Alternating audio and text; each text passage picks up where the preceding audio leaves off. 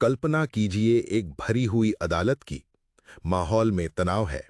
एक तरफ बचाव पक्ष है, दूसरी तरफ अभियोजन पक्ष, और बीच में है जज साहब जो न्याय की कुर्सी पर बैठे हैं।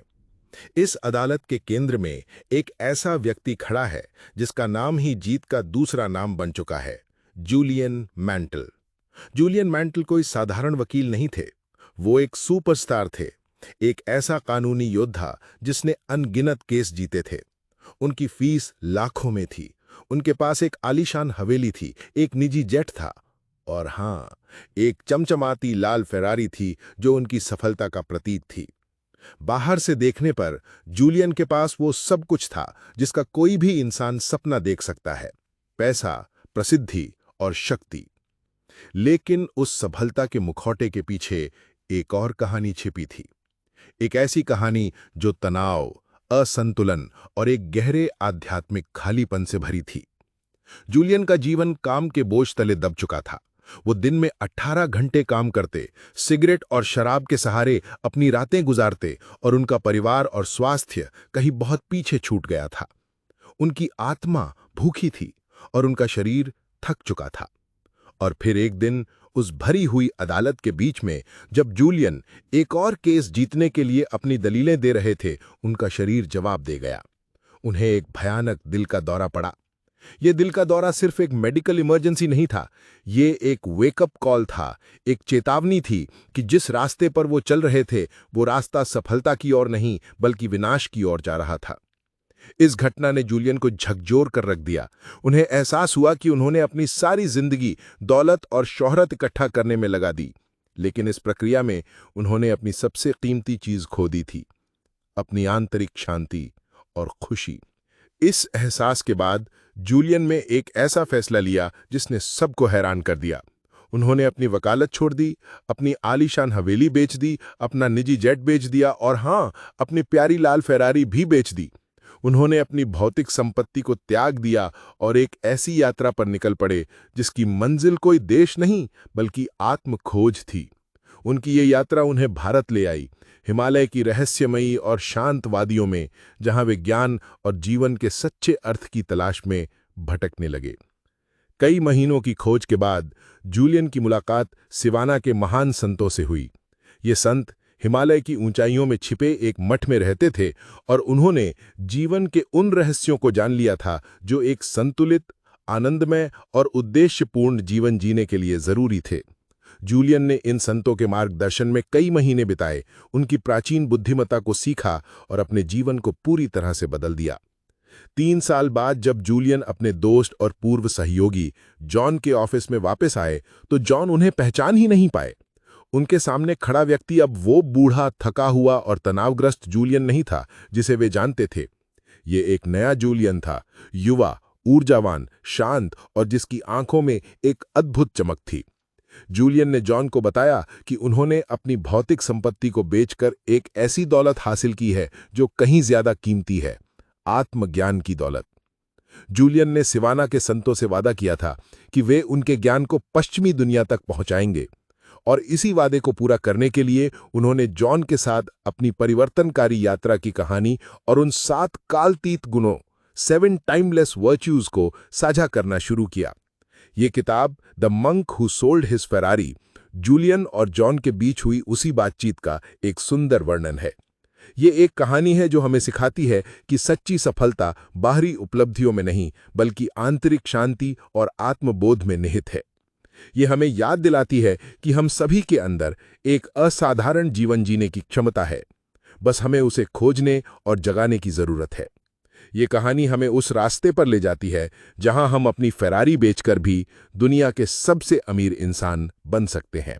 जब जूलियन मैंटल 3 साल बाद अपने दोस्त जॉन के सामने प्रकट हुए, तो वे सिर्फ शारीरिक रूप से ही नहीं बदले थे, बल्कि उनकी पूरी ऊर्जा, उनका पूरा आभामंडल बदल चुका था। जॉन, जो खुद अपनी व्यस्त और तनावपूर्ण जिंदगी में फंसे हुए थे, जूलियन के इस चमत्कारी परिवर्तन से चकित और प्रेरित हुए।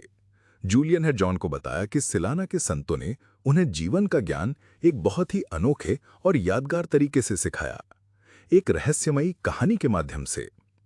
ये कहानी सिर्फ एक कहानी नहीं थी, बल्कि एक शक्तिशाली रूपक थी जिसके हर तत्व में गहरा सबक, एक गुण छिपा हुआ था।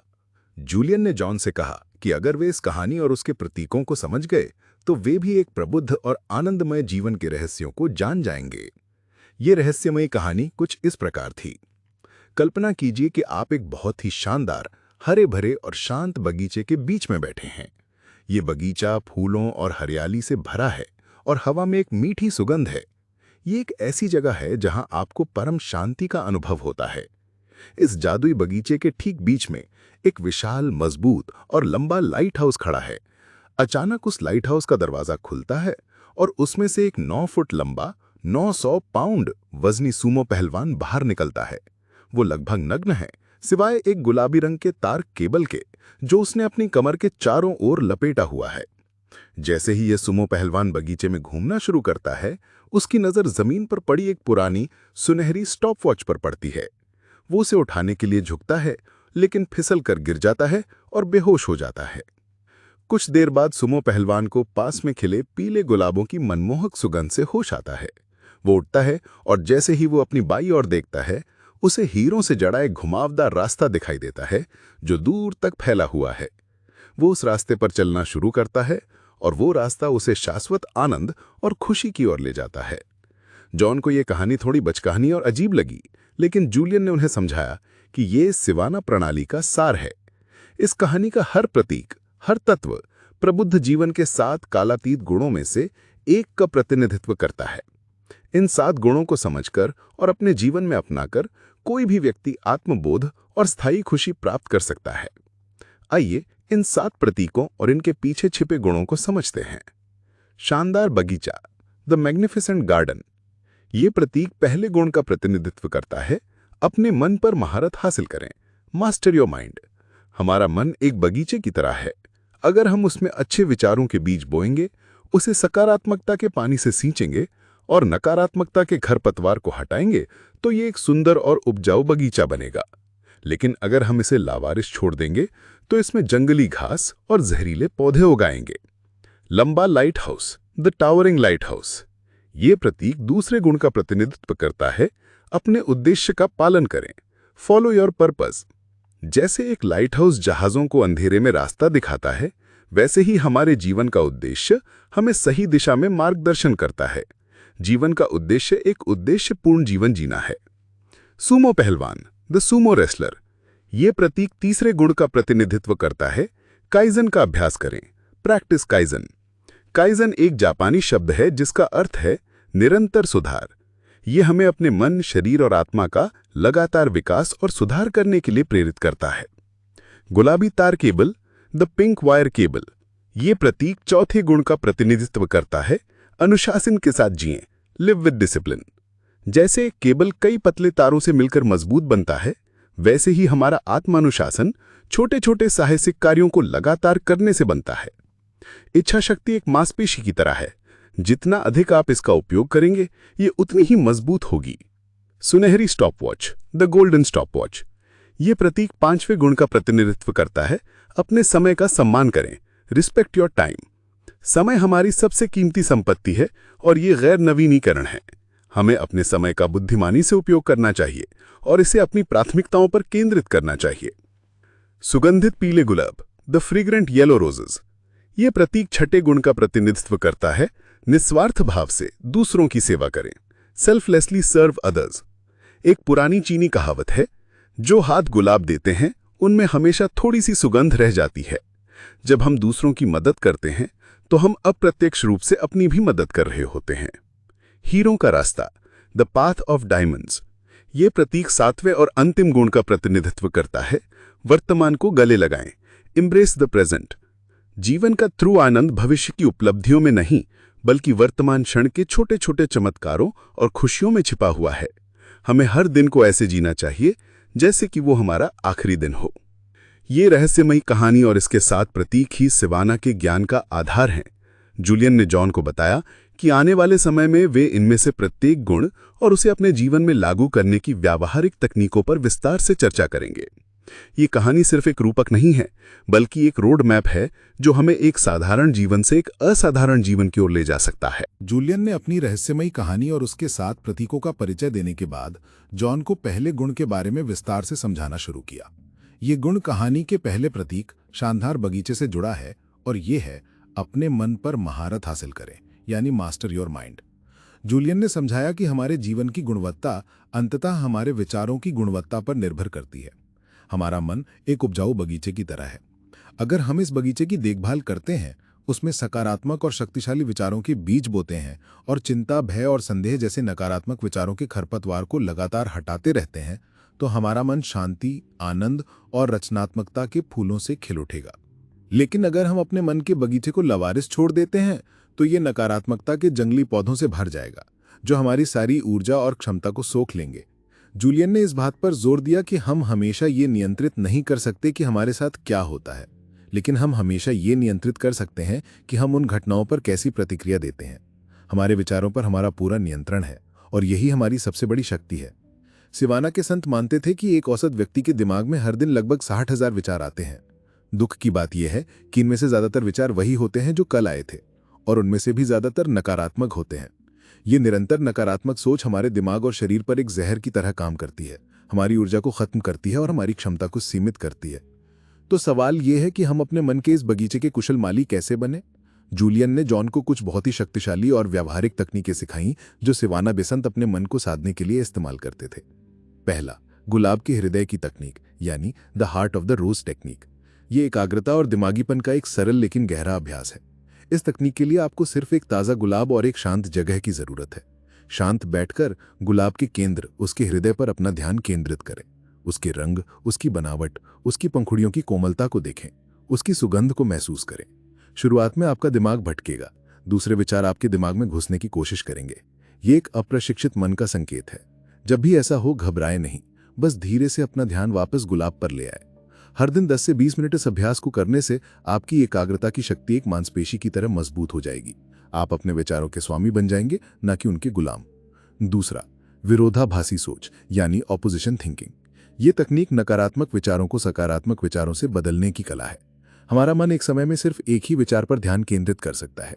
जैसे ही आप अपने दिमाग में किसी नकारात्मक विचार को पहचानते हैं, चाहे वो चिंता हो, आत्मसंदेह हो या किसी के प्रति नाराजगी हो, तुरंत उसे एक सकारात्मक विचार से बदल दें।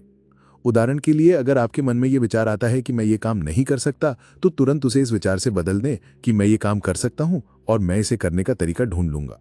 ये एक मानसिक युद्ध की तरह है जिसे आपको अपने दिमाग के अंदर लड़ना है। लगातार अभ्यास से आपका दिमाग सकारात्मक सोचने का आदी हो जाएगा। तीसरा, झील का रहस्य। ये तकनीक विजुअलाइजेशन या मानसिक चित्रण की शक्ति का उपयोग करती है। सिवाना के संत अपने सपनों और लक्ष्यों को साकार करने के लिए इस तकनीक का उपयोग करते थे। वे एक शांत झील के किनारे बैठकर पानी की सतह पर अपने लक्ष्यों को हकीकत में बदलते हुए कल्पना करते थे। हमारा अवचेतन मन वास्तविक और काल्पनिक अनुभवों के बीच अंतर नहीं कर सकता।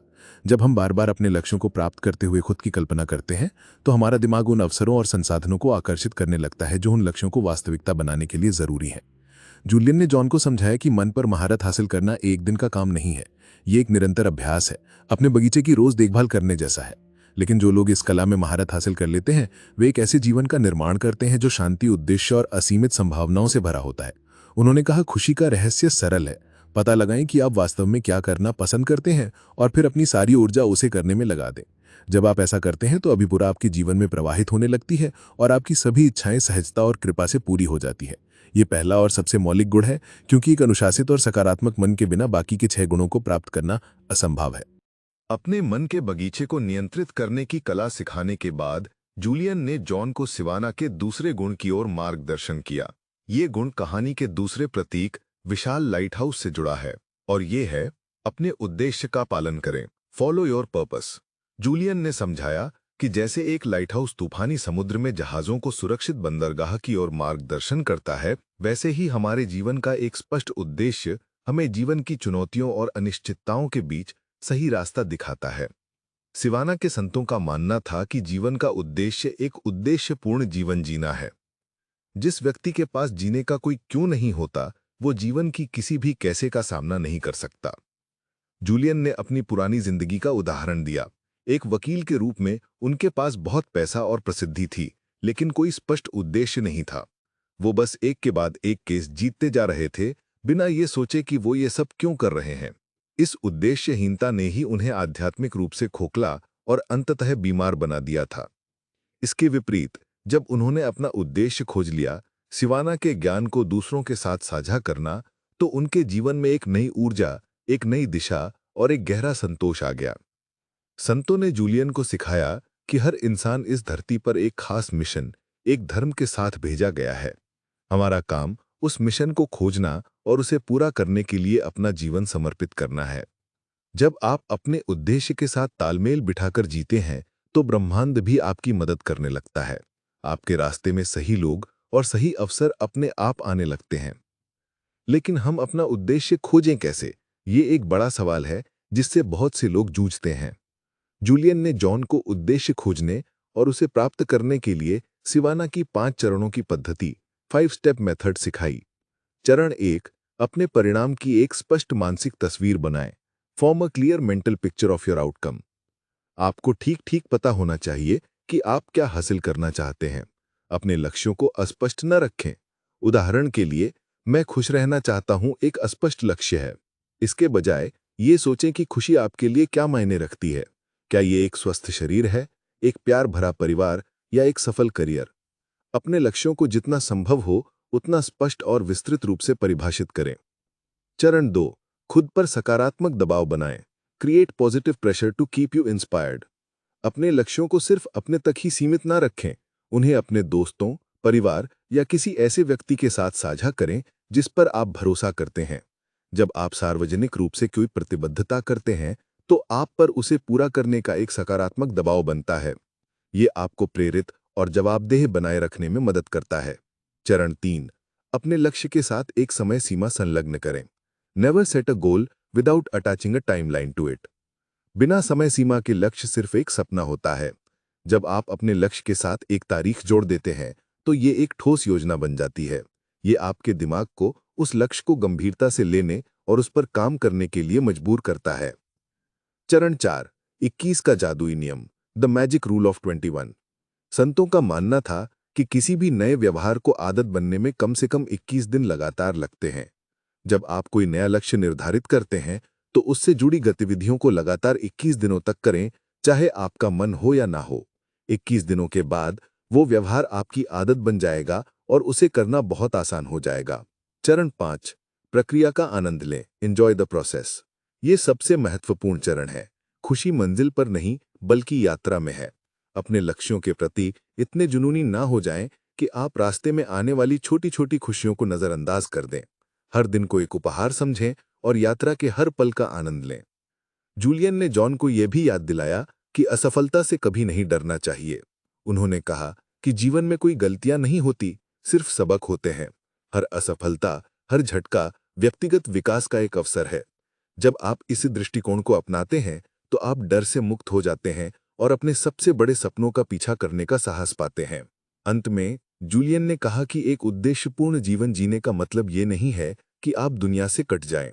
इसका मतलब ये है कि आप अपने जुनून को इस तरह से खोजें कि वो दूसरों के जीवन को भी बेहतर बनाए। जब आपका व्यक्तिगत उद्देश्य एक बड़े, सार्वभौमिक उद्देश्य से जुड़ जाता है, तो आप सच्ची और स्थायी खुशी का अनुभव करते हैं। ये दूसरा गुण हमें याद दिलाता है कि हम यहाँ सिर्फ जीने के लिए नहीं, बल्कि एक कारण के लिए जीने के लिए हैं, और उस कारण को खोजना और उसे जीना ही हमारे जीवन की सबसे बड़ी उपलब्धि है।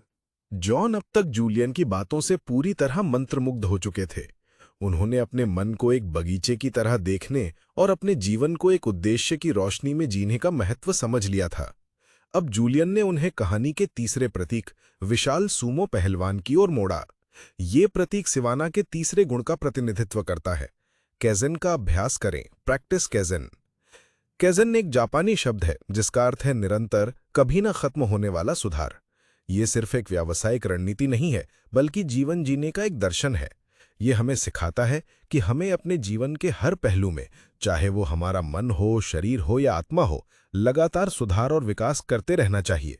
सूमो पहलवान जो अपने शरीर को चरम सीमा तक अनुशासित और प्रशिक्षित करता है, इसी निरंतर सुधार की भावना का प्रतीक है।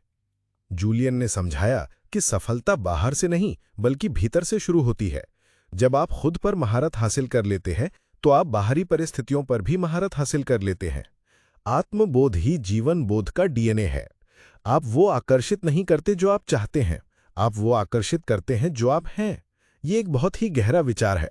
इसका मतलब है कि अगर आप अपने जीवन में और अधिक खुशी, स्वास्थ्य और समृद्धि चाहते हैं, तो आपको पहले खुद को एक खुश, स्वस्थ और समृद्ध व्यक्ति बनाना होगा। कैज़न का दर्शन हमें सिखाता है कि हमें अपने डर का सामना करना चाहिए। डर सिर्फ एक मानसिक राक्षस है जिसे हमने खुद बनाया है। ये सिर्फ एक नकारात्मक विचारधारा है। जब आप वो काम करते हैं जिससे आपको डर लगता है, तो आपके डर की सीमाएं सिकुड़ जाती हैं। सिवाना के संत मानते थे कि आत्मबोध का एक निश्चित तरीका उन कामों को करना है जिनसे आपको डर लगता है, बार बार। जब आप अपने आराम के दायरे से बाहर निकलते हैं और अज्ञात का पता लगाते हैं, तभी आप अपनी वास्तविक मानवीय क्षमता को उजागर करना शुरू करते हैं। इस निरंतर सुधार की यात्रा में हमारी मदद करने के लिए जूलियन ने उज्ज्वल जीवन के 10 अनुष्ठान साझा किए। ये 10 आदतें एक शक्तिशाली सुबह की दिनचर्या बनाती हैं जो आपके पूरे दिन और अंततः आपके पूरे जीवन को बदल सकती हैं। एकांत का अनुष्ठान, द रिचुअल ऑफ सॉलिट्यूड। हर दिन कम से कम 15 से 50 मिनट खुद के साथ शांति में बिताएं। ये ध्यान, प्रकृति में टहलना या सिर्फ चुपचाप बैठना हो सकता है। ये आपको अपने आंतरिक स्व से जुड़ने में मदद करता है। शारीरिकता का अनुष्ठान, द रिचुअल ऑफ फिजिकलिटी। हर दिन अपने शरीर के मंदिर का पोषण करें। सप्ताह में कम से कम 5 घंटे व्यायाम करें। ये योग, दौड़ना या कोई भी ऐसी गतिविधि हो सकती है जो आपके शरीर को चलाए और आपके रक्त को प्रवाहित करे। जीवित निषण का अनुष्ठान, the ritual of live nourishment. ताज़े फल, सब्जियों और अनाज से भरपूर शाकाहारी भोजन करें। जीवित भोजन आपके शरीर को जीवन शक्ति और ऊर्जा से भर देता है। प्रचुर ज्ञान का अनुष्ठान, the ritual of abundant knowledge. हर दिन कम से कम 30 मिनट पढ़ें और अध्ययन करें। ज्ञान शक्ति है, आजीवन सीखने के लिए खुद को प्रतिबद्ध करें। व्यक्तिगत प्रतिबिंब का अनुष्ठान, the ritual of personal reflection. हर शाम को अपने दिन का विश्लेषण करने के लिए समय निकालें। सोचें कि आपने क्या अच्छा किया और आप कल क्या बेहतर कर सकते हैं। ये आत्म जागरूकता और विकास की कुंजी है। जल्दी जागने का अनुष्ठान, the ritual of early awakening. सूरज के साथ उठें। सुबह के शुरुआती घंटे दिन के सबसे शांत और प्रकाशक घंटे होते हैं। संगीत का अनुष्ठान, द रिचुअल ऑफ म्यूजिक। हर दिन संगीत सुनें। संगीत में आपकी आत्मा को ऊपर उठाने और आपके मूड को तुरंत बदलने की शक्ति है। बोले गए शब्द का अनुष्ठान, the ritual of spoken word. सकारात्मक मंत्रों या प्रतिज्ञानों को दोहराएं। संस्कृत में मन का अर्थ है मन और त्र का अर्थ है मुक्त करना। मंत्र आपके मन को नकारात्मकता से मुक्त करने का एक तरीका है। अनुरूप चरित्र का अनुष्ठान, the ritual of congruent character. अपने सिद्धांतों के अनुसार जिएं। अपने मूल्यों को परिभाषित करें और हर दिन उनके अनुसार कार्य करने का संकल्प लें। सरलता का अनुष्ठान, द रिचुअल ऑफ सिंप्लिसिटी।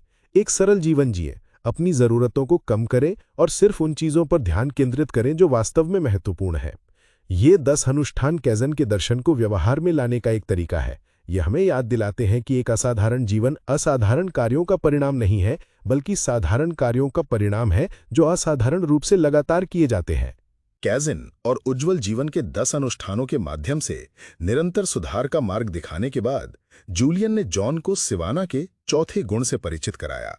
ये गुण कहानी में सूमो पहलवान द्वारा पहने गए गुलाबी तार केबल द्वारा दर्शाया गया है और ये है अनुशासन के साथ जिएं, यानी लिव विद डिसिप्लिन।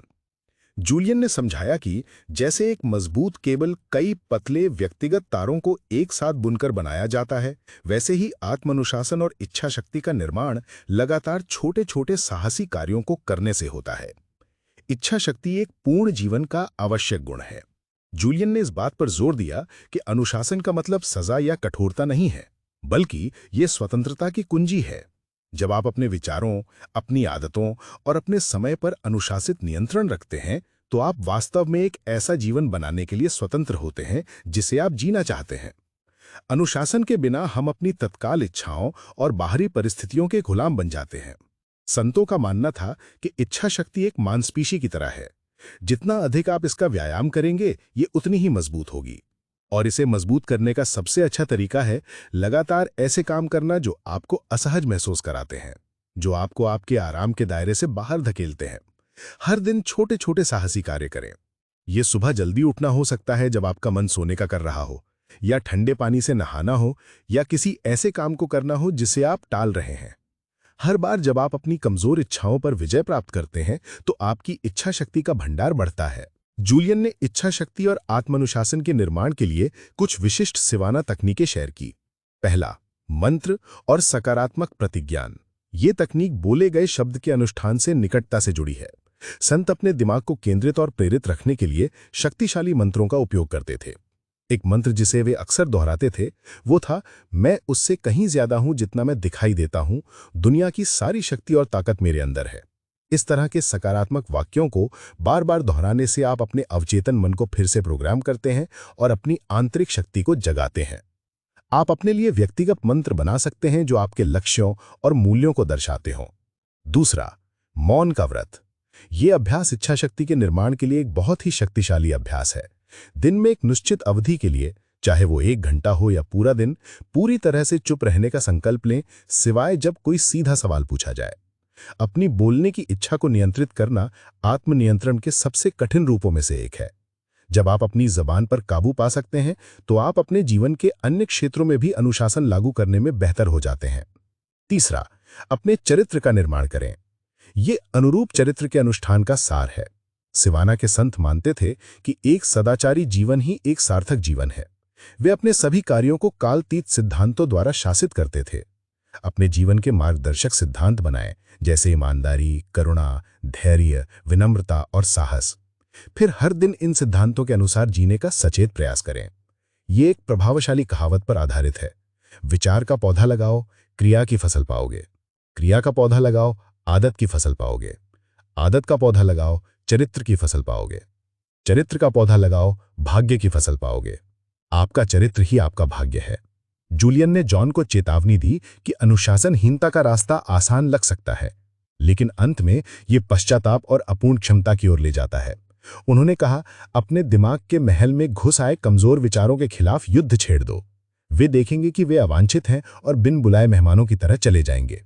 ये चौथा गुण हमें याद दिलाता है कि एक महान जीवन संयोग से नहीं बनता, ये सचेत विकल्प और अनुशासित प्रयास से बनता है। ये हमें अपनी कमजोरियों का सामना करने और उन्हें अपनी सबसे बड़ी ताकत में बदलने की चुनौती देता है। जब हम अनुशासन के साथ जीते हैं तो हम सिर्फ अपने जीवन को ही नहीं बदलते, बल्कि हम खुद को भी बदलते हैं। हम अपने सबसे अच्छे वर्जन बन जाते हैं, जो अपने सपनों को हकीकत में बदलने में सक्षम है। ये आत्मनेतृत्व की प्राचीन कला का एक अनिवार्य हिस्सा है, जो हमें अपने जीवन का कप्तान बनने की शक्ति देता है। आत्म अनुशासन की मजबूत नींव रखने के बाद जूलियन ने जॉन को कहानी के 5वें प्रतीक, सुनहरी स्टॉपवॉच के महत्व को समझाया। यह प्रतीक सिवाना के 5वें गुण का प्रतिनिधित्व करता है, अपने समय का सम्मान करे, रिस्पेक्ट योर टाइम। जूलियन ने इस बात पर जोर दिया कि समय हमारी सबसे कीमती और गैर नवीकरणीय वस्तु है। पैसा कमाया जा सकता है, खोई हुई चीजें वापस पाई जा सकती हैं, लेकिन एक बार जो समय बीत गया वो हमेशा के लिए चला जाता है। जो लोग समय का बुद्धिमानी से उपयोग करते हैं वे एक समृद्ध, उत्पादक और संतोषजनक जीवन से पुरस्कृत होते हैं। जूलियन ने स्वीकार किया कि एक वकील के रूप में वे हमेशा व्यस्त रहते थे, लेकिन वे वास्तव में उत्पादक नहीं थे। वे अपना ज्यादातर समय उन कामों में लगाते थे जो जरूरी नहीं थे, और उन चीजों के लिए उनके पास कभी समय नहीं होता था जो वास्तव में मायने रखती थीं, जैसे उनका स्वास्थ्य, उनका परिवार और उनकी आंतरिक शांति। सिवाना के संतों ने उन्हें सिखाया कि समय पर महारत हासिल करना ही जीवन पर महारत हासिल करना है। संतों का मानना था कि एक केंद्रित और उद्देश्यपूर्ण जीवन जीने के लिए समय का प्रभावी प्रबंधन महत्वपूर्ण है। उन्होंने जूलियन को समय के सम्मान के लिए कई शक्तिशाली सिद्धांत और तकनीकें सिखाईं। 1. 80-20 का प्राचीन नियम। ये नियम, जिसे परेटो सिद्धांत के रूप में भी जाना जाता है, कहता है कि हमारे 80% परिणाम हमारी 20% गतिविधियों से आते हैं। इसका मतलब है कि हमें अपनी ऊर्जा उन कुछ महत्वपूर्ण कार्यों पर केंद्रित करनी चाहिए जो सबसे ज्यादा मूल्य प्रदान करते हैं, बजाय इसके कि हम अपना समय कई तुच्छ गतिविधियों में बर्बाद करें। अपनी प्राथमिकताओं को पहचानें और अपना अधिकांश समय और ऊर्जा उन्हीं पर लगाएं। 2. नहीं कहने का साहस रखें। यह समय प्रबंधन का मौलिक सिद्धांत है। जब आप छोटी छोटी चीजों को नहीं कहते हैं तो आप वास्तव में अपने जीवन की बड़ी चीजों को हाँ कह रहे होते हैं। उन अनुरोधों और गतिविधियों को विनम्रता से अस्वीकार करना सीखें जो आपकी प्राथमिकताओं के अनुरूप नहीं है। 3. Death bed mentality. ये एक शक्तिशाली मानसिक व्यायाम है। हर सुबह उठकर खुद से पूछें, अगर आज मेरा आखिरी दिन होता तो मैं इसे कैसे जीता। ये मानसिकता आपको तुच्छ चिंताओं और विकर्षणों से ऊपर उठने और उन चीज़ों पर ध्यान केंद्रित करने में मदद करती है जो वास्तव में महत्वपूर्ण है। ये आपको हर दिन को पूरी तरह से जीने और किसी भी चीज़ को हल्के में न लेने के लिए प्रेरित करती है। 4. योजना और तैयारी। संत अपने समय के प्रति बहुत निर्मम थे और योजना को बहुत महत्व देते थे। वे हर रात अगले दिन की योजना बनाने के लिए 15 मिनट और हर रविवार को अगले सप्ताह की योजना बनाने के लिए 1 घंटा समर्पित करते थे। ये सरल आदत सुनिश्चित करती है कि आपका हर दिन उद्देश्यपूर्ण और उत्पादक हो। जूलियन ने जॉन को समझाया कि समय का सम्मान करने का मतलब हर मिनट काम करना नहीं है। इसका मतलब है अपने समय का सचेतन रूप से उपयोग करना। इसमें आराम, मनोरंजन और प्रियजनों के साथ समय बिताने के लिए समय निकालना भी शामिल है। ये संतुलन बनाए रखने के बारे में है। उन्होंने ये भी कहा कि हमें खुद को समय की कमी के अत्याचार से मुक्त करना चाहिए। ज्यादातर लोग शिकायत करते हैं कि उनके पास पर्याप्त समय नहीं है, लेकिन सच्चाई ये है कि हम सब के पास दिन में 24 घंटे होते हैं। फर्क इस बात से पड़ता है कि हम उन घंटों का उपयोग कैसे करते हैं। जब आप अपनी प्राथमिकताओं पर फोकस करते हैं और महत्वहीन चीजों को हटा देते हैं, तो आप पाएंगे कि आपके पास उन सभी चीजों के लिए पर्याप्त समय है जो आप करना चाहते हैं। ये 5वां गुण हमें एक गहरा सबक सिखाता है। हमारा जीवन हमारे दिनों का योग है और हमारे दिन हमारे घंटों का योग है। जब हम अपने घंटों का सम्मान करते हैं तो हम अपने जीवन का सम्मान करते हैं। यह हमें एक सक्रिय निर्माता बनने के लिए प्रेरित करता है, न कि सिर्फ एक निष्क्रिय उपभोक्ता। यह हमें याद दिलाता है कि हमारा समय एक उपहार है और हमें इसका उपयोग एक ऐसा जीवन बनाने के लिए करना चाहिए जो न सिर्फ लंबा हो बल्कि गहरा और सार्थक भी हो। समय के महत्व को स्थापित करने के बाद जूलियन ने जॉन को सिवाना के छठे गुण की ओर अग्रसर किया, जो कहानी में सुगंधित पीले गुलाब द्वारा दर्शाया गया है। ये गुण है निस्वार्थ भाव से दूसरों की सेवा करें, सेल्फलेसली सर्व अदर्स। जूलियन ने एक प्राचीन चीनी कहावत का उल्लेख किया जो इस गुण का सार है। जो हाथ गुलाब देते हैं उनमें हमेशा थोड़ी सी सुगंध रह जाती है। इसका गहरा अर्थ ये है कि जब हम दूसरों के जीवन को बेहतर बनाने के लिए कुछ करते हैं तो हमारा अपना जीवन भी अप्रत्यक्ष रूप से बेहतर और अधिक सुगंधित हो जाता है।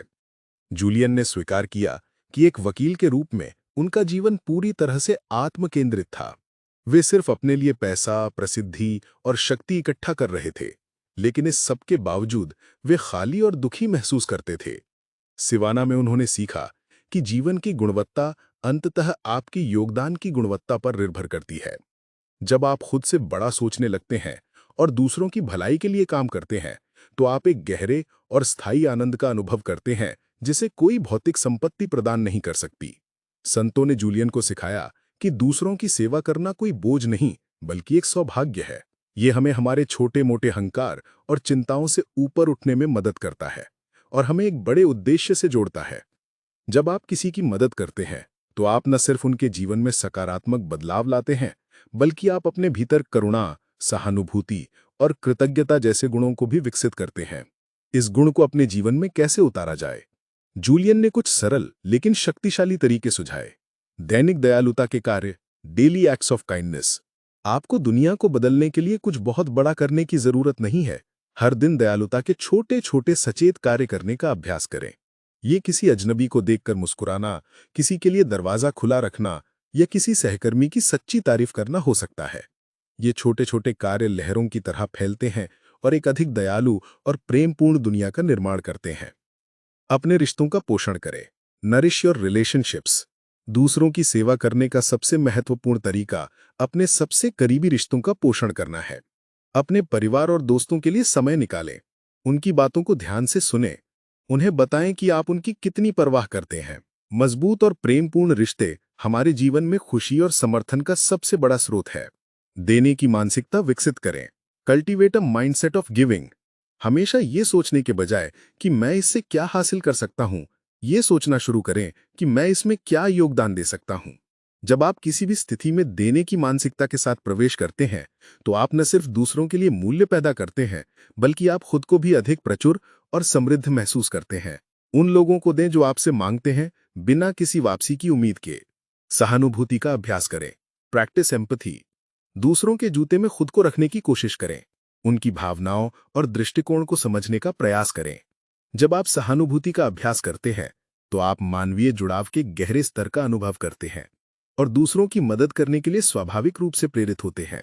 जूलियन ने जॉन को याद दिलाया कि जब आप खुद को भूलकर किसी बड़े काम या किसी दूसरे व्यक्ति की सेवा में समर्पित हो जाते हैं, तभी आप खुद को पाते हैं। ये एक विरोधाभास है, लेकिन ये जीवन का एक गहरा सत्य है। उन्होंने कहा, जब आप अपने खुद के दिल को खोलते हैं, तभी आप दूसरों के दिलों को छू सकते हैं। जब आप केंद्रित और जीवित महसूस करते हैं, तो आप एक बेहतर इंसान बनने की बेहतर स्थिति में होते हैं। ये छठा गुण हमें सिखाता है कि हम अलग थलग द्वीप नहीं हैं, हम सब एक दूसरे से जुड़े हुए हैं। हमारा व्यक्तिगत कल्याण सामूहिक कल्याण से अविभाज्य है। जब हम दूसरों के जीवन को ऊपर उठाते हैं, तो हम अनजाने में खुद को भी ऊपर उठाते हैं। ये हमें एक ऐसे जीवन की ओर ले जाता है जो न सिर्फ सफल है, बल्कि सार्थक भी है। ये हमें याद दिलाता है कि जीवन का अंतिम उद्देश्य सिर्फ खुश रहना नहीं है, बल्कि उपयोगी होना, सम्माननीय होना, दयालु होना, ताकि इससे कुछ फर्क पड़े कि आप जिएं और अच्छी तरह से जिएं। सिवाना के 6 गुणों को समझने के बाद जॉन को लगा कि उन्होंने आत्मबोध की पहेली के लगभग सभी टुकड़ों को जोड़ लिया है। लेकिन जूलियन ने उन्हें बताया कि एक आखिरी और सबसे महत्वपूर्ण गुण अभी बाकी है। ये गुण कहानी के अंतिम प्रतीक हीरों से जड़े रास्ते द्वारा दर्शाया गया है, और ये है वर्तमान को गले लगाएं, एम्ब्रेस द प्रेजेंट। जूलियन ने समझाया कि हम में से ज्यादातर लोग अपना जीवन या तो अतीत के पछतावे में जीते हैं या भविष्य की चिंताओं में। हम हमेशा सोचते रहते हैं कि अगर मैंने ऐसा किया होता, या जब मेरे पास ये होगा तब मैं खुश होऊंगा। इस प्रक्रिया में हम उस एकमात्र चीज को खो देते हैं जो हमारे पास वास्तव में है, वर्तमान क्षण। सिवाना के संत मानते थे कि खुशी कोई मंजिल नहीं है जिसे भविष्य में पाया जाना है। ये एक यात्रा है, और इस यात्रा का आनंद वर्तमान में रहकर ही लिया जा सकता है। हीरों का रास्ता उन अनमोल क्षणों, उन छोटी छोटी खुशियों का प्रतीक है जो हर दिन हमारे चारों ओर बिखरी पड़ी हैं, लेकिन हम उन्हें देख नहीं पाते क्योंकि हमारा ध्यान कहीं और होता है। जूलियन ने कहा, अपने अतीत का कैदी बनना बंद करो, अपने भविष्य के वास्तुकार बनो। इसका मतलब ये नहीं है कि हमें अपने अतीत से सीखना नहीं चाहिए या भविष्य के लिए योजना नहीं बनानी चाहिए। इसका मतलब है कि हमें अपने दिमाग को अतीत की गलतियों या भविष्य की अनिश्चितताओं में भटकने की अनुमति नहीं देनी चाहिए। हमारा ध्यान पूरी तरह से अभी और यहां पर होना चाहिए। इस गुण को जीवन में उतारने के लिए जूलियन ने कुछ शक्तिशाली अभ्यास साझा किए। 1. कृतज्ञता का अभ्यास करें। हर दिन उन चीजों के लिए आभारी होने के लिए समय निकालें जो आपके पास हैं। यह आपका स्वास्थ्य, आपका परिवार, आपके दोस्त या सुबह गाते हुए पक्षियों जैसी साधारण चीजें भी हो सकती हैं। जब आप कृतज्ञता का अभ्यास करते हैं तो आपका ध्यान कमी से हटकर प्रचुरता पर केंद्रित हो जाता है। आप वर्तमान क्षण में मौजूद खूबसूरती और अच्छाई को देखना शुरू कर देते हैं। 2. अपने बच्चों के बचपन को जिएं। ये एक सुंदर रूपक है जो हमें बच्चों से सीखने के लिए कहता है। बच्चे स्वाभाविक रूप से वर्तमान में जीते हैं। वो हर पल को पूरी तरह से अनुभव करते हैं, बिना किसी फैसले या चिंता के। हमें भी जीवन को उसी आश्चर्य और उत्साह के साथ जीना सीखना चाहिए। 3. अपनी नियति को धीरे धीरे विकसित होने दें। अपने लक्ष्यों को प्राप्त करने के लिए खुद पर बहुत ज्यादा दबाव न डालें। जीवन एक मैराथन है, स्प्रिंट नहीं। धैर्य रखें और विश्वास करें कि अगर आप सही काम कर रहे हैं तो सही परिणाम अपने आप आएंगे। प्रक्रिया का आनंद लें और हर कदम को संजोएं। 4. दिमागीपन। दिमागीपन का अर्थ है अपने वर्तमान अनुभव पर पूरा ध्यान देना, बिना किसी निर्णय के। जब आप खाना खा रहे हों तो सिर्फ खाना खाएं, जब आप चल रहे हों तो सिर्फ चलें। अपने दिमाग को मल्टीटास्किंग के जाल में न फंसाएं। जब आप एक समय में एक ही काम पर ध्यान केंद्रित करते हैं तो आप उस काम को बेहतर तरीके से करते हैं और उस अनुभव का पूरा आनंद लेते हैं। जूलियन ने जॉन को अपनी जिंदगी की एक दर्दनाक घटना के बारे में बताया था, जिसने उन्हें सबक का असली मतलब सिखाया था। उन्होंने बताया कि कैसे उनकी बेटी एक शराबी ड्राइवर की वजह से एक दुर्घटना में मारी गई थी। उस त्रासदी ने उन्हें तोड़ दिया था, लेकिन समय के साथ इसने उन्हें यह भी सिखाया कि जीवन कितना क्षणभंगुर और कीमती है। इसने उन्हें हर पल को संजोने और किसी भी चीज को हल्के में ना लेने के लिए प्रेरित किया। ये 7वां और आखिरी गुण हमें याद दिलाता है कि जीवन सिर्फ भविष्य के बारे में नहीं है, जीवन अभी है। ये इस सांस में है, इस धड़कन में है, इस पल में है।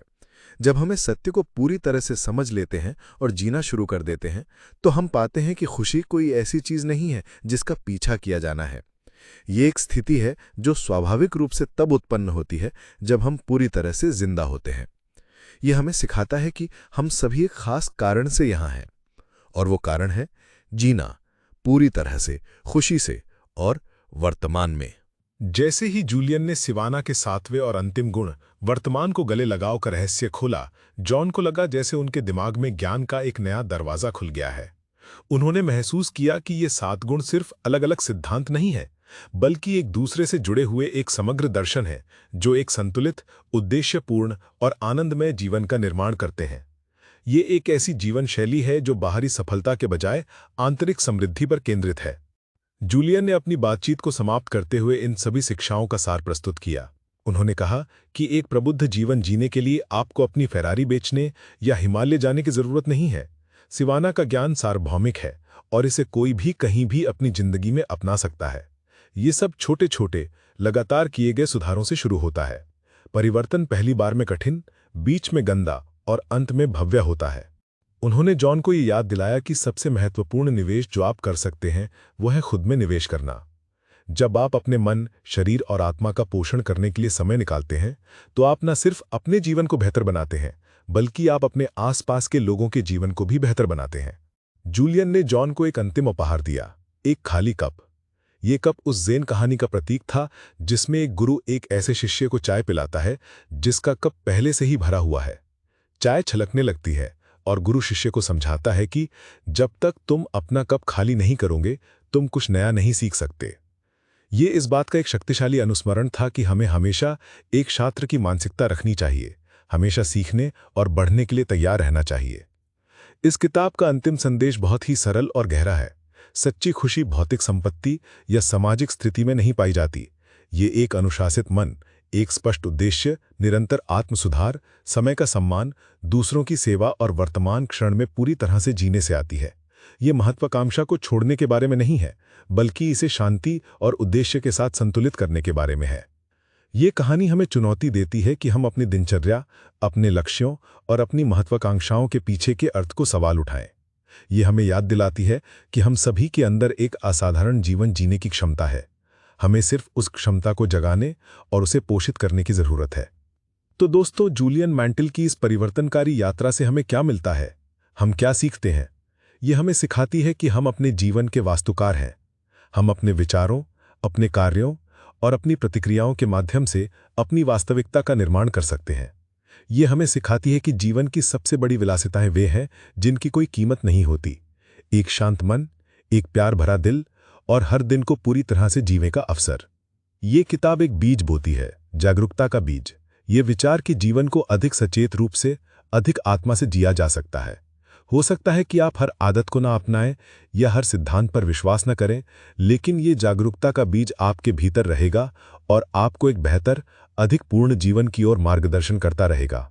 तो आज ही पहला कदम उठाएं, अपने मन के बगीचे की देखभाल करना शुरू करें, अपने उद्देश्य के लाइट हाउस को खोजें, काइज़ेन का अभ्यास करें, अनुशासन के साथ जिएं, अपने समय का सम्मान करें, दूसरों की सेवा करें और सबसे महत्वपूर्ण, वर्तमान के हीरों के रास्ते पर चलना शुरू करें। याद रखें, आपका भविष्य आपके आज के प्रयासों पर निर्भर करता है। अगर आपको जूलियन मैंटल की ये परिवर्तनकारी कहानी पसंद आई और आपको लगा कि इससे आपके जीवन को एक नई दिशा मिल सकती है, तो इस वीडियो को लाइक करें और अपने दोस्तों और परिवार के साथ शेयर करें। और ऐसी ही जीवन बदलने वाली बुद्धिमत्ता के लिए हमारे चैनल को सब्सक्राइब करना ना भूलें। हमें कमेंट्स में बताएं कि इन 7 गुणों में से कौन सा गुण आपको सबसे ज्यादा प्रेरित करता है और आप उसे अपने जीवन में कैसे लागू करने की योजना बना रहे हैं। आपके विचार हमारे लिए बहुत महत्वपूर्ण है। देखने के लिए धन्यवाद और याद रखें, आप अपने भाग्य के स्वामी हैं।